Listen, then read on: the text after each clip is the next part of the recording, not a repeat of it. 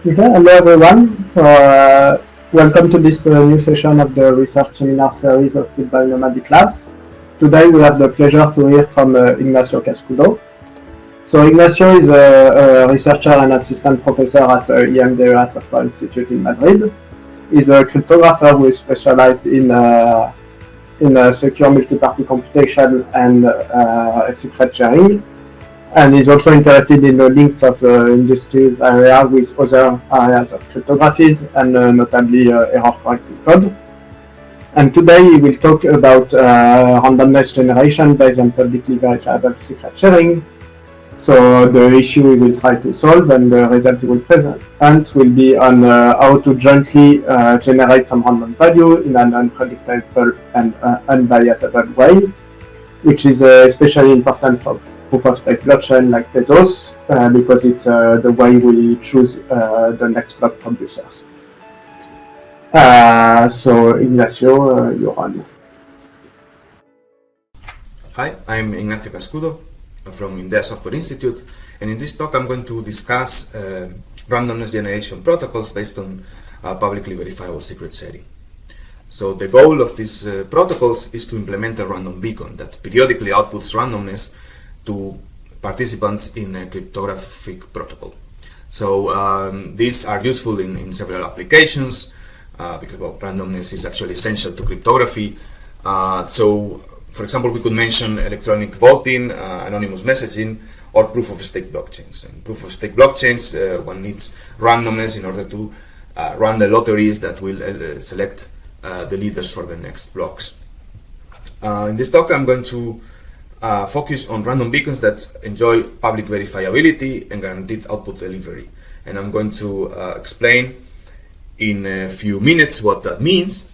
But first, let me remark that there are different ways of constructing random beacons based on several cryptographic primitives. So for example, one could use verifiable random functions, which are functions that can be evaluated by means of a secret key.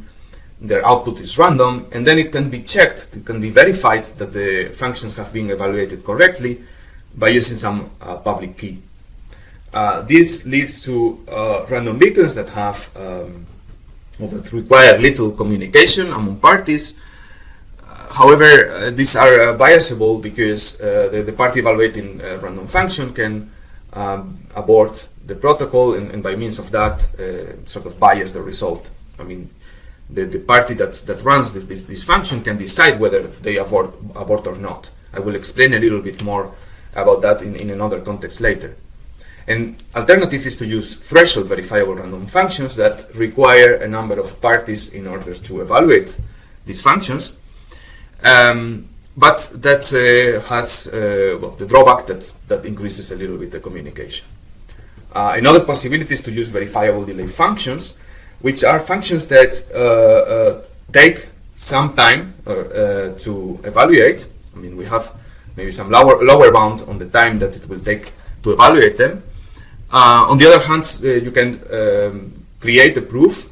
As the evaluator, you can create a proof that the function has been evaluated correctly, and that takes much less time in order to verify that it has been correctly evaluated. This can be used to create beacons, random beacons, where every party adds some or contributes with some local randomness, and then the delay function is evaluated on sort of the aggregation of these random values. The idea is that the adversary, because the delay function takes some time to be evaluated, the adversary cannot sort of predict the result and sort of choose which local randomness they need to contribute to in order to get some desired output. A problem is that these delay functions require to terminate in certain amount of time. At the same time, they cannot be computed faster than some other amount of time, because that would affect the security. So these bounds have to be very well calibrated in order to avoid attacks. And also, well, there are other problems, like for example, one needs to, the creation of the proof for these verifiable delay functions usually takes also a long time. Finally, we have a publicly verifiable secret setting as another way of creating randomness, and this is the one that I'm going to talk about. Now, what is the model that we are looking at? So we want to have a protocol run by several parties that creates, at the end of the day, an element which is uniformly random in some finite set. As a resource, the parties are going to have a public bulletin board where they can post values, and it is guaranteed that these values come from a party that says that has published these values. Basically, all the communication is going to go through this board. Like this board could be a blockchain, of course. The goals is that we have unbiasability, means that the output cannot be biased by any party. So the output is uniformly random in the set, regardless of what the parties try to do. Then it's also unpredictable. The output is not guessable in advance by the adversary, so the adversary doesn't have any advantage in predicting what the output of the function is going to be. Then we want guaranteed output delivery. That means that the protocol will always terminate. Parties will get a correct result, and all the parties will get the same result. Now we also want public verifiability, which means that the protocol can be audited by an external verifier. So that means that the verifier looks at what has been posted in the bulletin board and can decide whether this protocol has been carried out correctly. So all the parties have followed the protocol. Now we want all these properties to hold in a situation where an adversary can corrupt up to T parties. Okay, and then I'll give a bound for this T later. One thing I haven't said or haven't written in this slide is that the adversary could also be Russian. That means that the adversary can wait until all honest parties have talked in a given round, and then make the corrupt parties speak based on what the adversary has seen in that round of the protocol.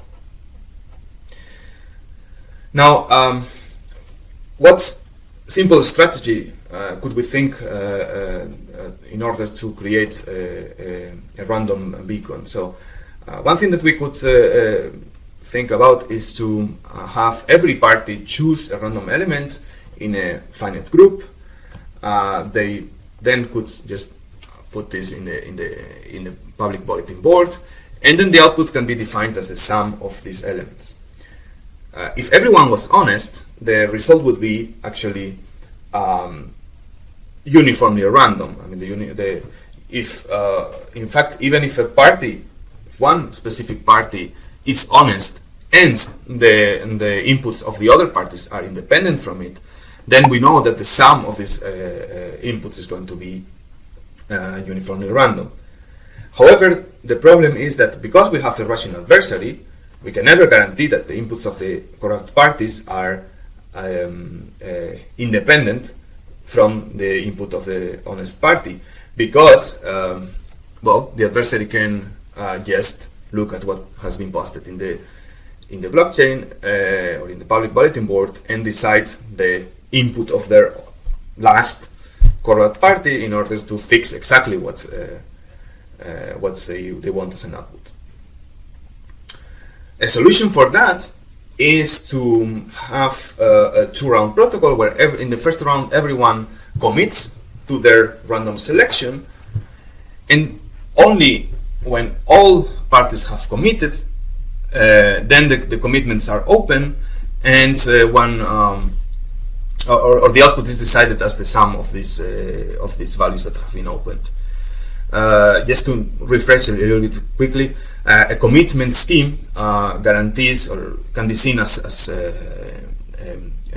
box where a party puts a value inside, and while the box is not opened, this value is not known by the other parties, but the party can no longer change the value that they have introduced in the box, which means that the adversary cannot longer decide their input based on the inputs of the other parties, because they have to decide on their input. They have to put their input in the box before the other parties reveal their inputs, and because of the properties of commitments, this adversary cannot see in any other way the inputs that the honest parties have decided to use. However, there's a problem here, because what the adversary can do is to decide not to open the commitments of the corrupted parties. So that means that the adversary commits correctly to some values on behalf of the corrupted parties, but then the second round starts, the honest parties open their values, and then at some point the adversary sees that the output is not going to be convenient for them, and then the adversary just stops or aborts the results of some, or the opening of some of these commitments of the corrupted parties. Now, if we decide to carry on with the protocol and have the result of the protocol be defined as the sum of the values that have been opened, this creates a problem, because now the adversary can choose from 2 to the t outputs, where t is the number of parties that the adversary has corrupted, because it can just choose 2 to the t different subsets of the corrupted parties and open only the commitments that of the parties of that subset, and not open the commitments of the rest of the parties that it has been corrupting. So a possible solution, which in the end is what Tezos uses actually, is to use incentives. That means that the parties will, for example, pay a deposit, and they will only recover the deposit if they have opened their commitments. So basically, if there is some party that doesn't open their commitment, then we stop the protocol, we abort, we don't declare an output, and the party that hasn't opened their commitment is going to have to pay the penalty. Well, this doesn't have guaranteed output delivery, which is what I'm sort of focusing on in this talk. Of course, it's a valid way of going about this problem. It is, on the other hand, expensive. You need these incentives. It is also hard to calibrate in some situations where maybe you want to guarantee that sort of you want to really avoid some strategies. Like, for example, you could have an adversary that doesn't mind to pay the penalty, and then you will never know if the protocol actually terminates. If the adversary has opened their values, you will never know if it was because the adversary didn't want to pay the penalty, or because actually the output was convenient for them. So these are subtle things that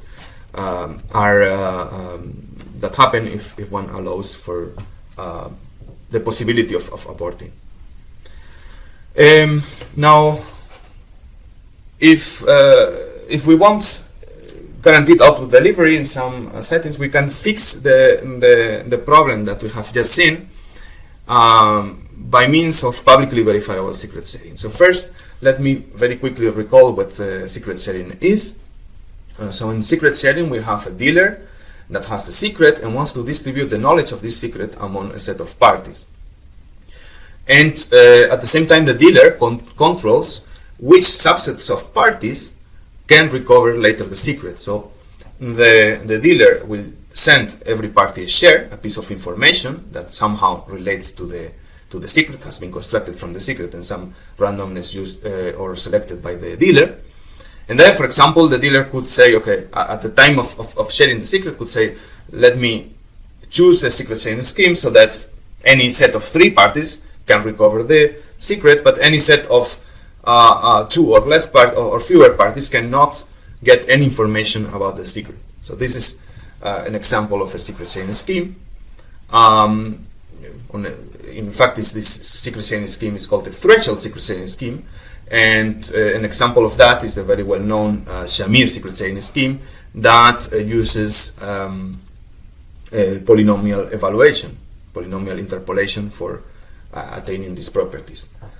Before going into that, let me explain what publicly verifiable secret sharing is. So in publicly verifiable secret sharing, we want to convey, to transmit the shares by posting an encryption of them in the public bulletin board. So then that means that every participant in the system will have some secret key, or some key pair.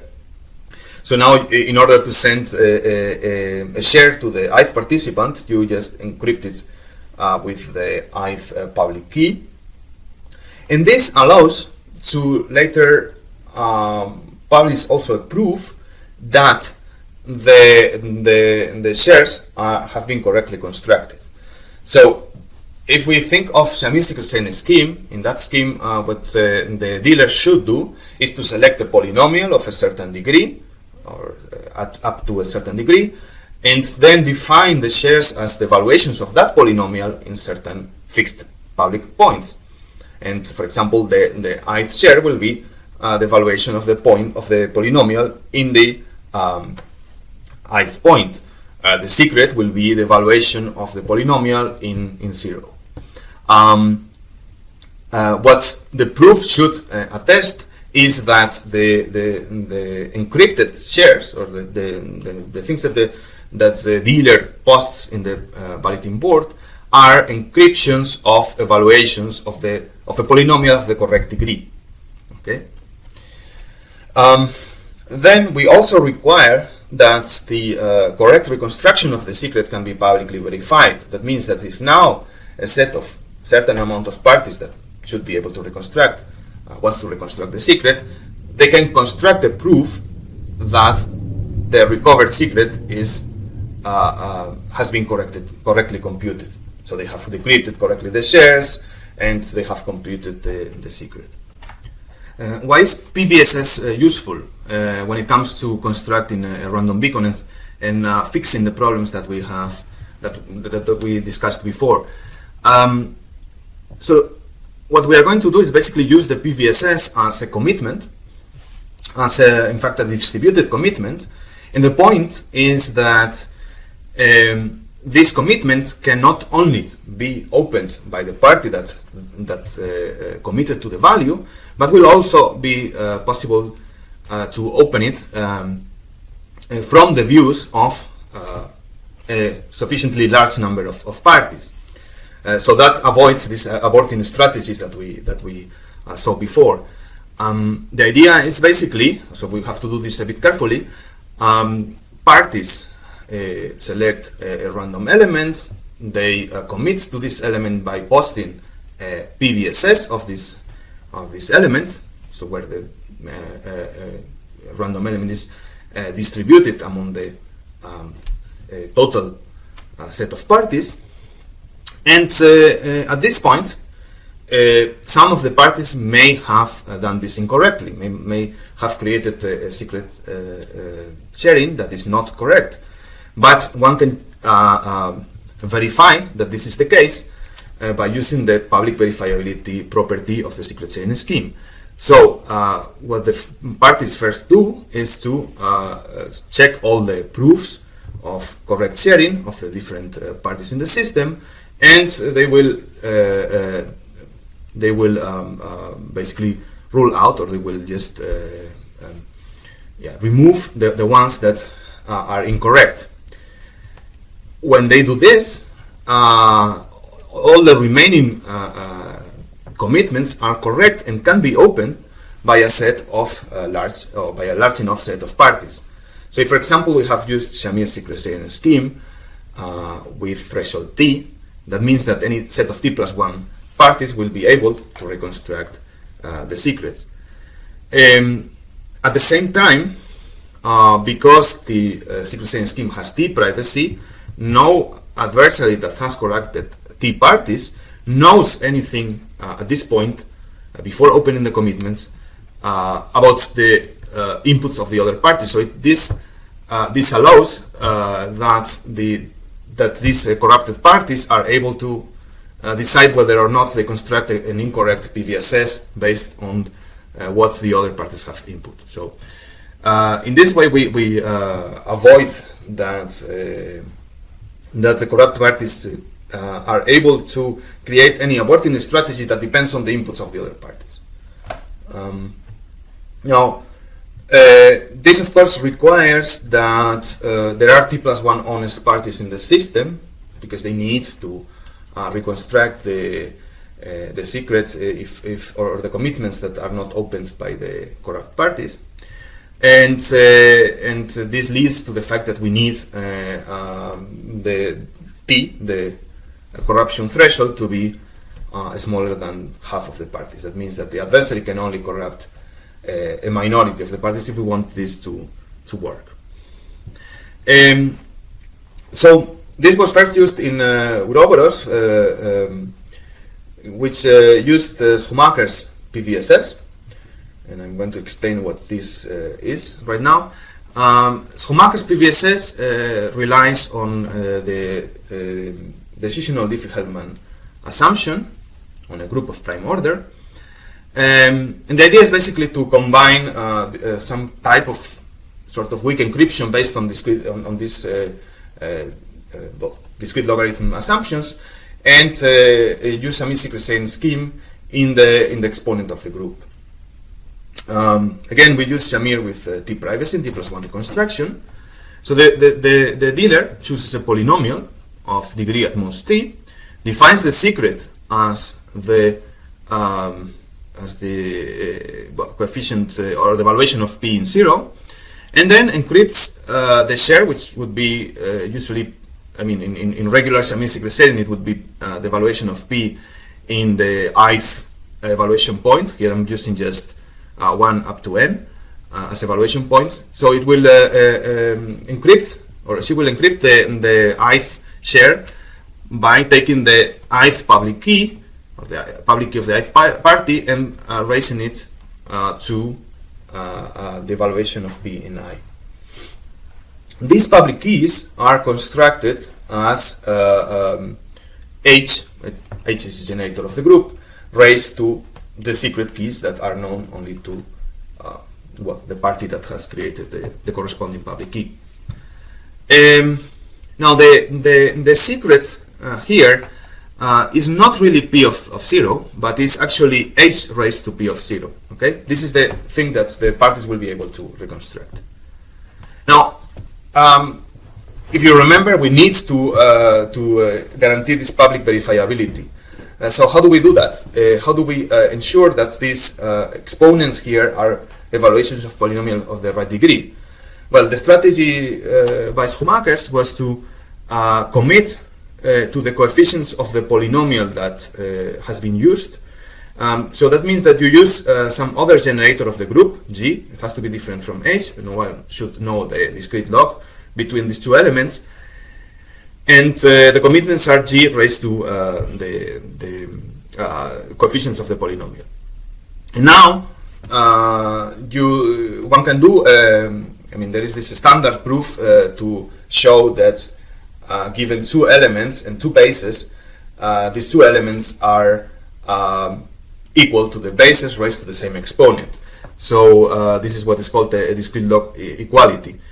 So one can construct the proof that for each of the shares, the discrete log of this expression here is the same as the discrete log of the discrete log in base G of this expression here is the same as the discrete log in base the public key of the ith party of this other expression below of the actual encrypted share.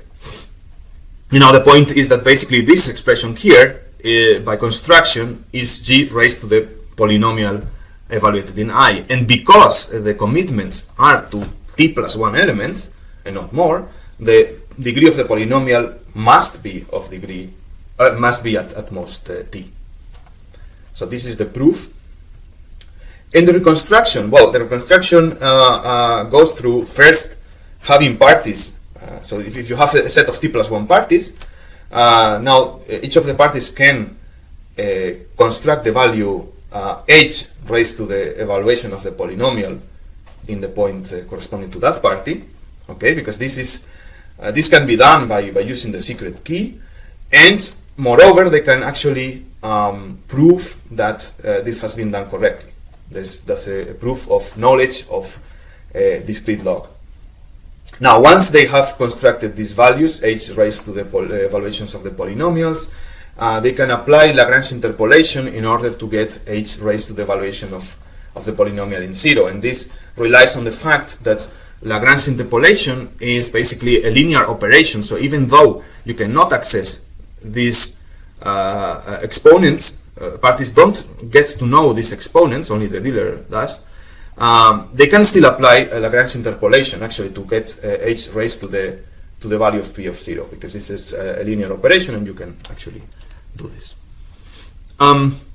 Okay, so in 2017, together with Bernardo David, we looked at this problem, and we identified the problem that perhaps Schumacher's PVSS has too much computational complexity, and the reason is that all these proofs that the dealer needs to post require too much operations, because they need to create these commitments, but also later they need to, for each of the shares, they need to compute an expression based on those commitments that in the end leads to O n-cubed exponentiations in the group per party, if T is linear in N. In Scape, we constructed a different proof of correct sharing, should say here. I mean, I have written decryption, but it should be sharing, and this leads to O n squared exponentiations per party. And the key point is using a strategy that we call using sampling a dual Codeword, and I'll explain this in the next slide. And it's quite a nice proof, even though it has been like superseded by subsequent work. It has certain characteristics, like for example, you can aggregate these proofs, and this has led to other work, like for example, aggregatable distributed key generation, which is a paper in Eurocrypt 2021 by Burkan and others. In that paper, we also have some other results, like for example, we have a bilinear pairings version of this PVSS-based random beacon, but I'll not get into that. So in order to explain a little bit this dual Codeword strategy, whose name comes from the language of error correcting codes, but we don't need to know anything about error correcting codes. We just need this fact that for all polynomials of degree at most t and all polynomials of degree at most n minus t minus 1, if we take this weighted sum of the product of the polynomials in the evaluation points, then we get 0. And what are these coefficients vi here? The coefficients vi are given by this expression over here. If we had selected other evaluation points that are not 1 up to n, well, these coefficients would change here, but the key point here is that the coefficients don't depend on the polynomials. They only depend on the evaluation points, which are public and fixed. This allows to change the proof. So now, instead of committing to the coefficients, we commit actually to the evaluations of the polynomial. Here it should say evaluations. G raised to p of I. So Schumacher's had here the the coefficients of the polynomial. Here we have the evaluations of the polynomial, which is directly what we want in order to, because now we can do this discrete logarithm equality proofs directly on these coefficients. We don't need to do extra computations. But now, of course, this opens the door, or potentially, to saying, okay, yeah, but how do we know that this polynomial that you have written here has the right degree? Because before we guaranteed it because we only had like t plus 1 coefficients, but now the commitments are not to coefficients, are to evaluations. In that point is where we use the dual Codeword check. So parties or the external verifier can just check that these coefficients or these commitments are correct by sampling a word in the, a polynomial of degree at most n minus t minus 1 and verifying this equation. In fact, if you want, you can even like sample more polynomials and get like a larger guarantee, but in any case, this has soundness error 1 over the size of the field. So if the field is large, then we guarantee with a large probability that if this holds, the sharing has been done correctly. Okay, so this is what we did in Scrape, and then the rest of the beacon is basically the same, but we just gain in this aspect of the complexity of the proof.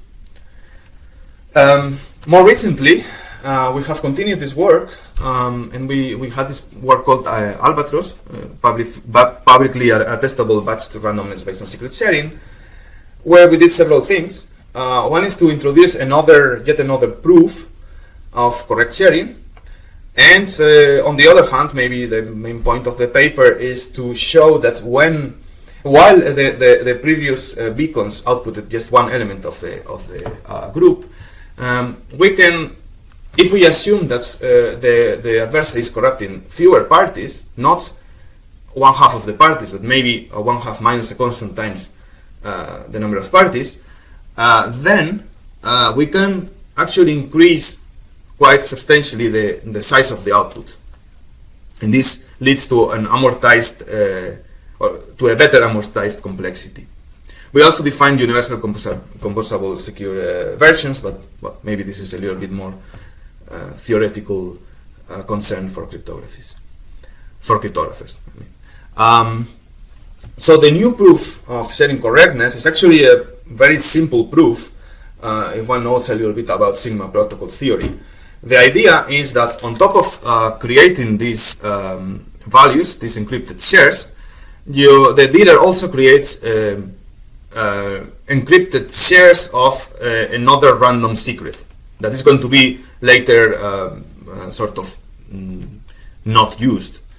So it's only done for the proof. Then you sample a challenge given by the usual Fiat-Shamir challenge that you would have in that proof, and then you post the polynomial E times P plus R. So P here, well, again, is the sharing polynomial. R is this other random polynomial that we are using of also degree at most T, and E is the challenge. The verifier can now check, well, first of all, that the polynomial is of degree at most T, and then that this equation here holds for all I. And that's it. I mean, this avoids discrete logarithm equality proofs, and it does lead to a better concrete complexity. Now, as I said, the other thing that we added to the previous work is the fact that when we have a smaller corruption threshold, we can improve or increase the size of the output. And we do this via two techniques that we can use in that case. One is the use of packed semi-secret sharing, which requires certain modifications on the constructions of the secrets in order to get the right complexity. The other is to use a better random extraction mechanism that is not only the sum of the randomness that parties have introduced in the protocol, but you can actually extract more random outputs. The first part, packed Shamir secret sharing, well, this is a quite well-known primitive where rather than having one secret, you have a number L of secrets, okay? And the idea is basically to choose a polynomial of degree at most T plus L minus 1 and define the secrets to be the evaluations of this polynomial in some points, for example, say 0, -1, -2, up to minus L minus 1, and then the rest is the same. You just create the shares of the evaluations of that polynomial in the different points. So you do exactly the same as before, but now you have to take into account the secret chain scheme has T privacy as before, but now it will have T plus L reconstruction. So it requires T plus L shares in order to reconstruct the secret correctly. And the caveat here is that in order to reconstruct, before you only needed to reconstruct one secret, now you need to reconstruct L secrets. And that's problematic because that increases the number of computations you have to do. You now have to, parties still decrypt their shares as before, still post the same proofs as before, but now they have to, once they have opened these values, now they have to compute all these big vector of elements. And in principle, that requires a lot of exponentiations. So what we do is to sort of balance this strategy. So we instead of having every party reconstruct those final secrets, we choose a random small committee, and that is going to reconstruct this vector of secrets and make them prove that they have done it correctly. Actually, the proof goes through simply a scrape check, so they don't have to do anything. It's the verifiers that have to apply this trick in order to check that the computation of the secret has been done correctly. If none of the parties in this committee have done the reconstruction correctly, then yeah, you reconstruct this yourself. But by doing that, we can sort of schedule things in a way in the protocol so that we choose small committees, disjoint committees, for reconstructing the different secret vectors that have been dealt by different parties, and that sort of allows us to get the right complexity. The other thing that I wanted to mention is this randomness extraction. So before, what we would have at this point is that once we have reconstructed the secrets dealt by the parties that have committed correctly, now we will just compute coordinate-wise the group operation, which amounts to summing basically the exponents here. And that would give us L, an output of size L. But we can use instead what is called the T-resilient function to get a larger output. So basically what we do is to, instead of compute just the sum of these values, we compute a linear function that gives an output of size m minus t, if the input was of size m. And what properties does this have? The properties of this function, of this T-resilient function, is that regardless of any selection of t inputs, the output is going to be uniform. So the output is independent of any subset of t inputs. That means that the adversary cannot bias the result of this value, because the adversary can only choose t of these inputs. So we do that coordinate-wise. Okay, so the same thing that I have written here, we do in all the coordinates, and then in the end we get O n squared outputs by doing that. As I say, then the output size is O n squared. And we have an extra trick that is to use, how do we compute those functions in the exponent? Well, we can do that. The functions are linear, so we can do that. But we can also, in fact, do it through some fast Fourier transform. So that even is quite fast. And it only requires n squared log n exponentiations to compute the n squared sized output. So that means that in the end, the computational complexity of this protocol compared to the Ouroboros and scrape, well, the number of exponentiations is comparable to scrape, but now the output size is n squared instead of just one element, which means that the sort of complexity is the amortized complexity is 2 orders of magnitude lower than scrape, and 3 orders of magnitude less than Ouroboros, which sort of connects very well with this name of albatross, because in golf that's what you have if you have a 3 below par. In fact, the communication complexity, which I haven't written here, it's also decreased. In that case, 2 orders of magnitude with respect to both Ouroboros and Scrape, by the same reason that we have here. So that's the work that we had in Albatross. Now, more recently, we have this work called Mount Random, or multi-tiered randomness. In this work, we basically, which is now on submission, we basically propose this architecture for generating randomness, where we try to get the best of all worlds in terms of trade-offs between the speed at which you can compute or you can carry out the random beacon, and the unbiasability that these beacons have. So we have a multi-tiered construction where we use. So basically, the thing with VRFs and threshold VRFs based beacons is that they require an initial seed.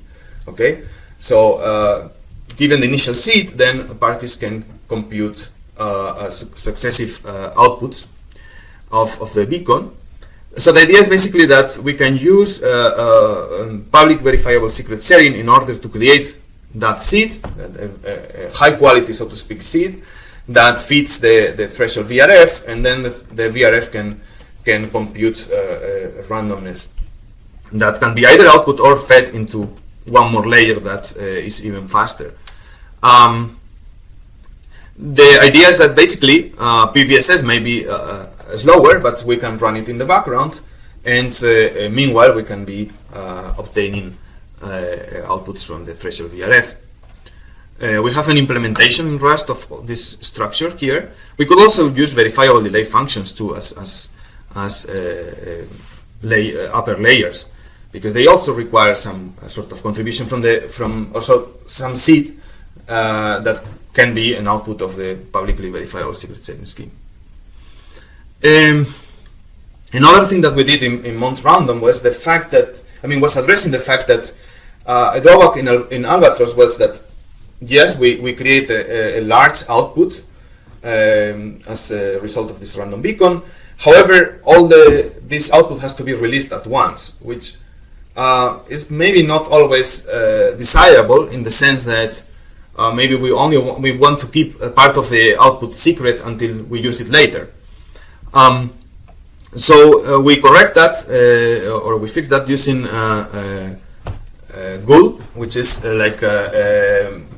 just in keeping with the naming based on seabirds. This is gradually unleashed Albatross, and the idea is basically that rather than outputting directly the L squared values as an output, we keep them encrypted through some type of threshold encryption, and later we can open blocks of this output. We unfortunately cannot open all elements individually, but we can at least open them in blocks of L elements. There are some technical obstacles. It's not so easy as I make it seem here, because we need to, once we produce this thing here that we have above, the encryptions of the vectors of secrets created by the different parties, we need to prove that this has been correctly computed, and that involves a relatively complicated proof, but actually in terms of computational complexity and communication complexity is not bad. So it's just maybe not super simple to construct, but once you have constructed it, is not so bad. So this is sort of, in order to give a gist of what the statement would be, is something of this form, where you have to prove knowledge of these 6 values, which involve both elements of the group and exponents, such that 3 other values satisfy in the end all these requirements. Yeah, some other thing that we have in Mount Random is the fact that we observe actually that we can modify Scrape and Albatros to construct a distributed key generation protocol for discrete log-based schemes. And the reason why we do this is because we are also using threshold VRFs. So those threshold VRFs require this type of distributed key generation. So we thought, why not? I mean, there are of course distributed key generation protocols, but why not adapting Albatros and or Scrape to do that? Because we can actually. In fact, the goal in a distributed key generation protocol for a DL-based scheme is that parties should create a global random public key, which is of this form, h raised to the valuation of a polynomial of degree t in 0, establish public keys that are of the form h raised to f of I, and then party I should also know the secret key, which is, okay, the secret key would be f of I. Okay, I haven't written it here. But TLS parties have no information on the global secret key, which would be f of 0. Now the point is that actually Scrape and Albatros already give you these 3 out of 4 properties. So we only need to modify this protocol in order to guarantee that parties can actually obtain these shares, these Shamir shares that are in the exponent, which they cannot do in Scrape and Albatros. So we need to add some communication where parties also send encryptions of the exponents of the encrypted shares, and then we have to add some kind of dispute resolution in the case that either the dealer or the receiver of those shares try to lie. I mean, you can see this in the paper. It's on ePrint, and yeah, you can check those details. Some ongoing work that we have with Lydia Garms is we are trying to address how to construct this PVSS a little bit more generically. So basically, all the constructions I have presented in this talk are based on discrete log problems or assumptions. One could think of other assumptions like post-quantum assumptions, and in order to do that, one would need to identify which sort of properties we want to use, or how to construct a generic a beacon that can be instantiated with different assumptions, different encryptions, etc. There are certain technical difficulties because in the case of post-quantum, for example, well, one has problems like encryption requires some noise. This noise may grow when you do operations that we need to do in Albatros and Scrape.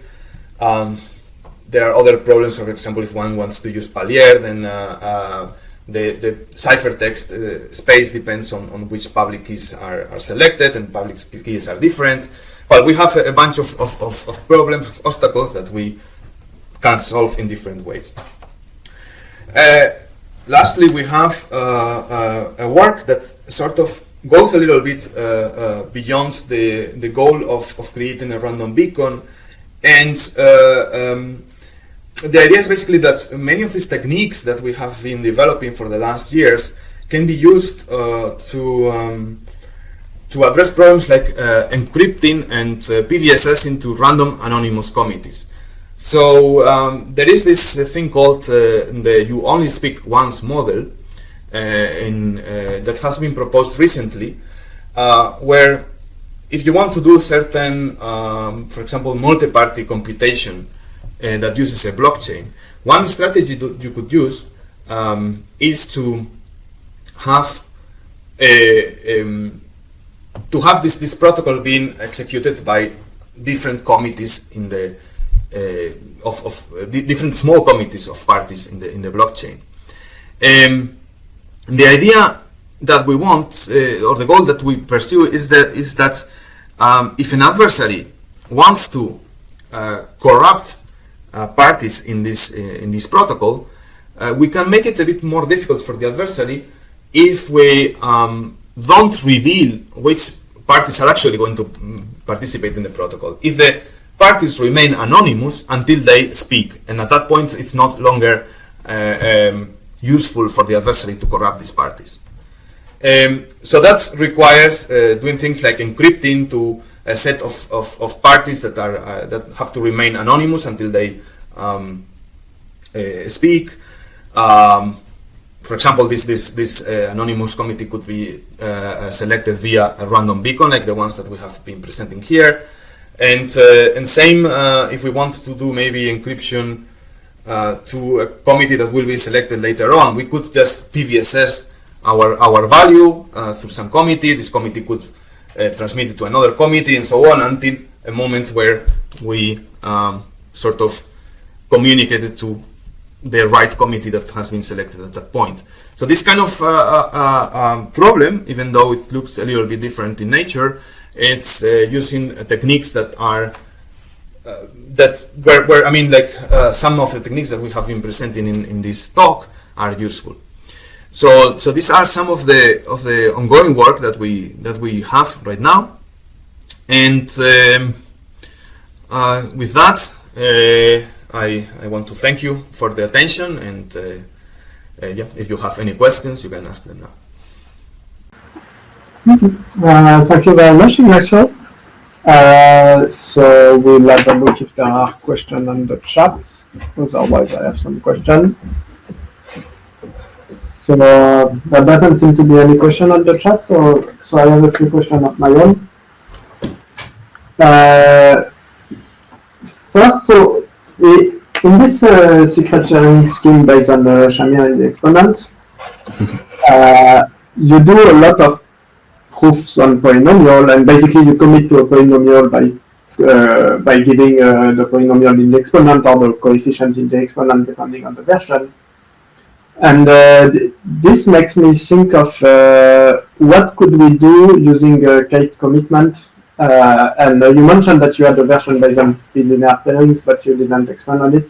So it seems that you could have you can prove very efficiently with Kate coefficient commitments that the polynomial is of low degree, and you can also prove evaluation of the polynomial. So does that apply in this case?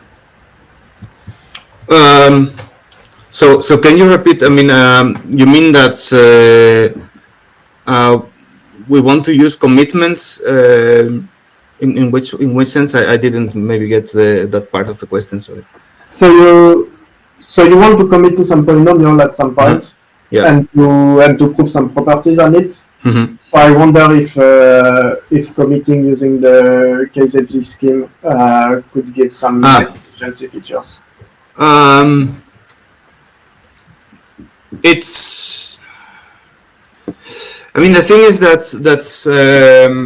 I guess that what we want is also to connect it with encryption. Like in our PVSS, what we want is also that the receivers or different receivers can reconstruct different values of the polynomial, or more precisely maybe in the exponent. And we at the same time want to connect that with perhaps a commitment or perhaps something that allows us to prove properties of the polynomial. So in that sense, I'm not sure if one can use the sort of the polynomial commitments, because I mean, it might be. I haven't really thought about it. I'm not very sure, but it seems to me more kind of more natural to, given that you are going to have each party recover one evaluation of the polynomial, which is encrypted under different keys, that you have already like the commitments to the evaluations of the polynomials separately, which in the case of polynomial commitments is not really what you have, but you have a sort of global commitment to a polynomial. Okay, thank you. So last no question in the chat. So I have another question, which is also kind of a remark. So when you presented the scheme from Ouroboros, you said that T was smaller than n over 2. Yeah.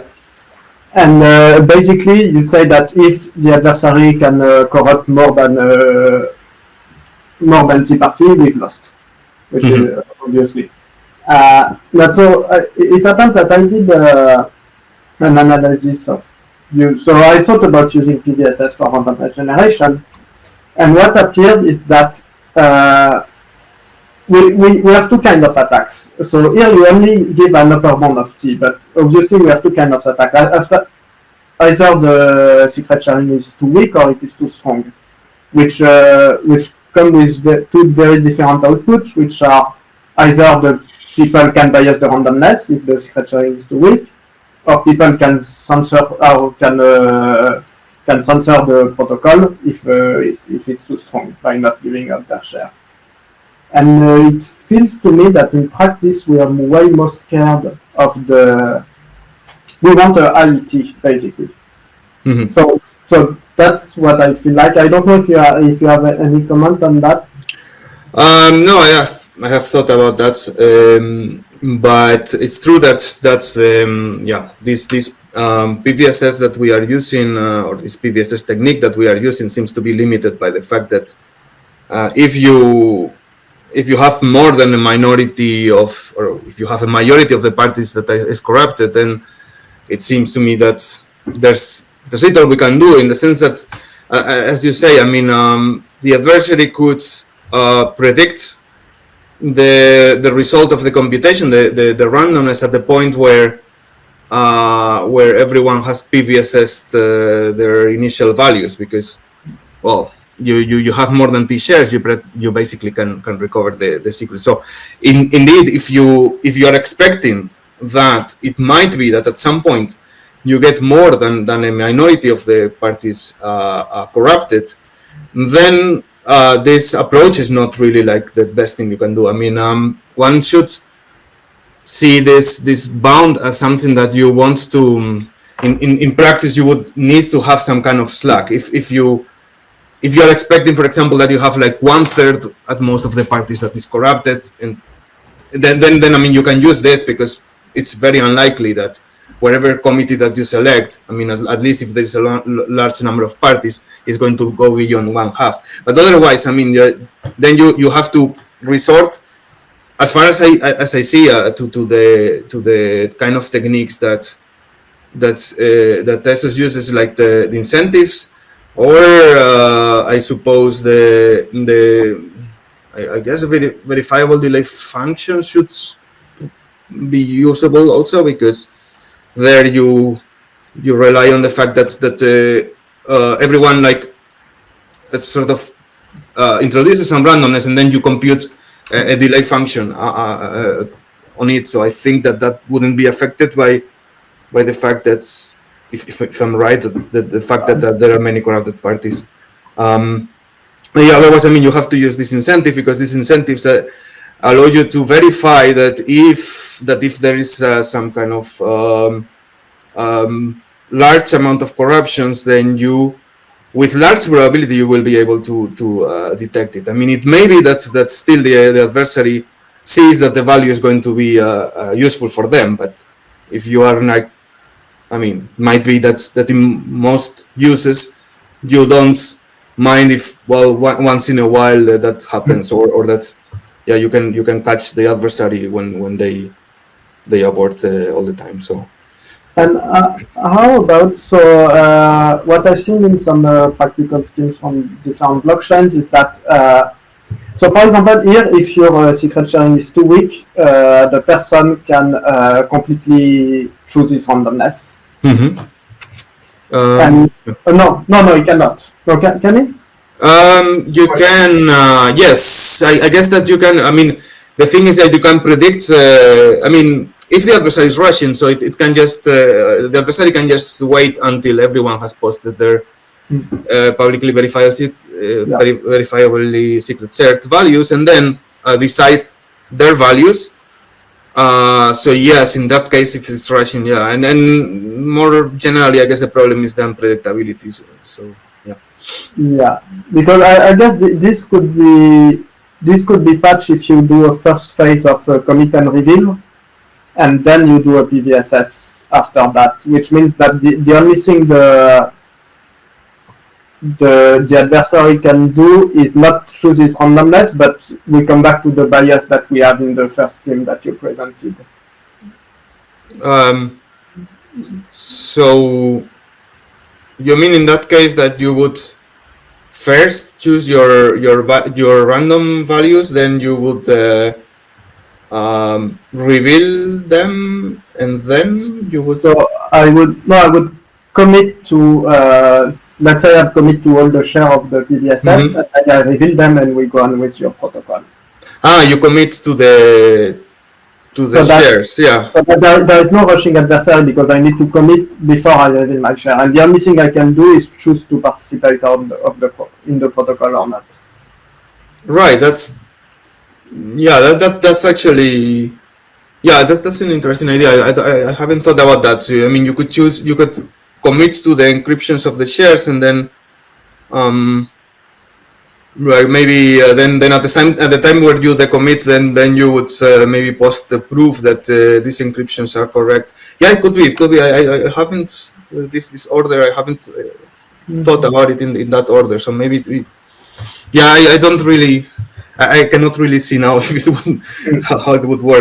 It's something that I've seen used with VDF protocol, but I think it works the same with PDSS. I'm not sure. Yeah, it's. I mean, of course, it adds kind of another layer, but it's if it's. I think in most cases, it is efficient enough. I guess that you can use this probably. Maybe I don't know. I would need to think about it. Yeah. So we have a question from Herman. Do this PDSS technique make assumptions on all parties having similar homogeneous computation power? Would it be a vector of attack if there is maybe imbalance? My understanding is that this is an issue for VDFs. For PDSS based beacons, that is not a problem because essentially there is no assumption on that. I mean, the only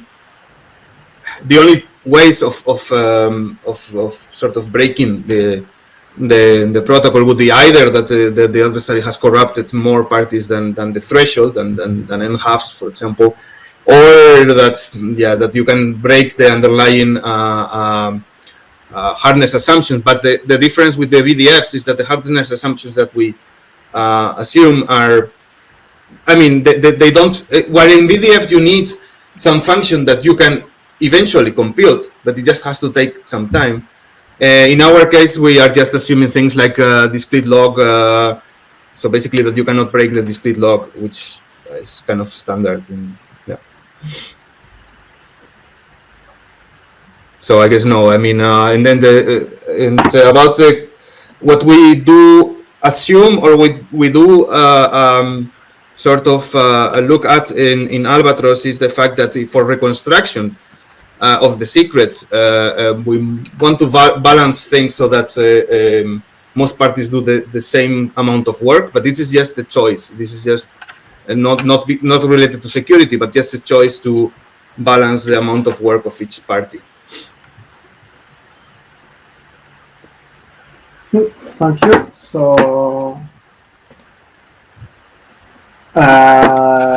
So we have a question from Miguel, but I cannot read it. So let me. I think I can actually in the Q&A. So I mean, the question is, what are the security assumptions for the protocol, and if I need a honest majority, and yes, so I need honest majority for the protocol. I mean, for the hardness assumption, we just need DDH. In the bilinear pairings, we need bilinear assumptions, and it's been a while, so I don't remember exactly which ones. But in most of what I have explained, or in everything that I have really got into the details, we just need DDH. That's in fact, when we wrote this Mount Random paper, we tried to have everything based on DDH. Even for example, there was a part where we need this distributed key generation for the tier that uses the threshold VRF. One could use some nice some nice distributed key generation protocols based on Palier, but we developed our own just because we wanted to have everything based on the decisional Diffie-Hellman, the DDH.